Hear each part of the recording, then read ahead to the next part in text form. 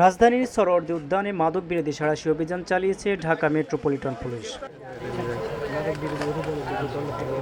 শনিবার 7:30টার দিকে ডিএমপি রমনা জোনের উদ্যোগে পরিচালিত এই অভিযানে ডগ স্কোয়াড বা K-19 ইউনিট, ভ্রাম্যমাণ আদালত,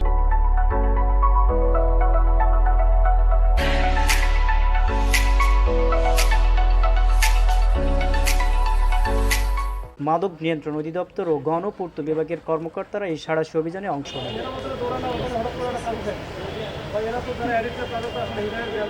অভিযানে মাদক বহন ও সেবনের অভিযোগে ২৬ জনকে আটক করা হয়েছে।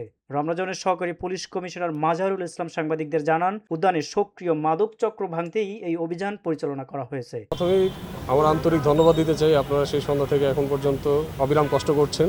আসলে মাদক এবং মাদকে আসক্ত হওয়ার যে ব্যাপারটা, এটা একটা চলমান প্রসেস। এটা এমন একটা প্রসেস, এটা কখনোই নির্মূল করা সম্ভব না। ইয়ং জেনারেশন বা নতুনরা যারা মাদকের প্রতি আসক্ত হওয়ার চান্স আছে, তারা যদি আমাদের এই অ্যাকশনগুলো দেখে এখান থেকে বিরত হয় এবং যাদের আত্মসম্মানের ভয়ে বা অন্য কোনো ভয়ে যারা করবে, মাদক থেকে নিবৃত হবে, তাদের একটা সোসাইটাল ইম্প্যাক্ট কিন্তু আছে।